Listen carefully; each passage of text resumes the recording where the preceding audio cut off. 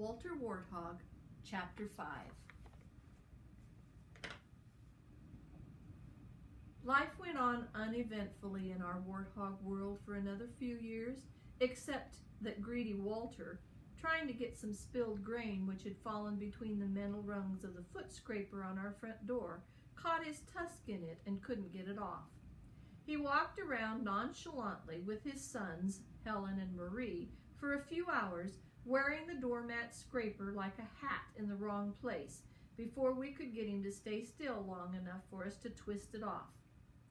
Next to be in trouble was Marie, who was now almost 3 years old.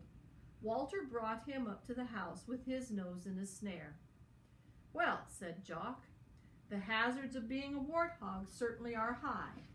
Marie, who was in pain, would not let us near him to get the snare off.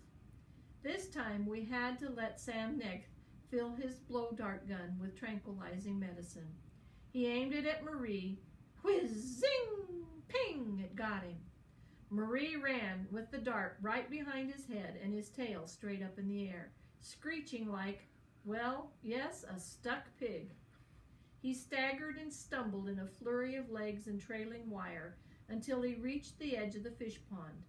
There, he teetered for 20 seconds, so sleepy his tail began to droop, and then he flopped, unconscious, into the water. Jock, the children, and I ran to the pond. Walter and Helen, Shirley Brown, and the horses ran with us. We all watched as Marie was hauled out before he drowned. We cut the snare off, put some purple medicine on his cuts, and gave him the antidote. He came to and charged us. We ran in different directions and got away from him. Walter certainly hadn't taught him very good manners. Then Shirley Brown disappeared. We were afraid she had been taken by the leopard or caught in a snare in the woods. We searched the forest all day and called her, all to no avail. We were very upset. Finally, at dusk, I said to Jock, "Shirley Brown doesn't go off in the woods by herself or outside at night, and I don't think the leopard would come right up to the house in the daylight. So maybe she isn't in the woods after all. Maybe she'd been bitten by a snake or sick or something and is around here." I crawled on my stomach under a huge bush not too far from the house, and sure enough, I saw what I thought were Shirley Brown's eyes glowing at me. "Shirley Brown's here," I called. And with that, I heard a loud, ferocious warthog's savage roar, "Arroomph!" It was not Shirley Brown at all, but a fierce warthog charging me. I realized I'd unwittingly found a warthog's hole, but it was impossible for me to get out quickly from under the thick, low bush, so I crouched and turned, figuring I would rather be slashed by its knife-like teeth in my back than my front. Trembling, I waited for a terrible attack. Nothing happened. The vicious warthog had come for me, but then veered. Shaking, I crawled out from under the bush, and there stood Walter. He was shaking too. When he got close enough to pick up my scent, he realized it was me and swerved out the other side of the bush. We both stood there quaking, and then we nuzzled each other. Later on that evening, our son brought Shirley Brown back. He had taken her with him for a picnic. The next morning, Walter was in the living room.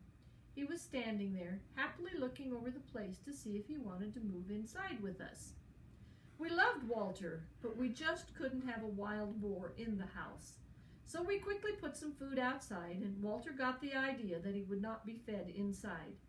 Since eating was his favorite thing, he didn't come in again. A few months after that, I heard a knock at the door, and when I opened it, there wasn't a person standing there at all. It was Walter.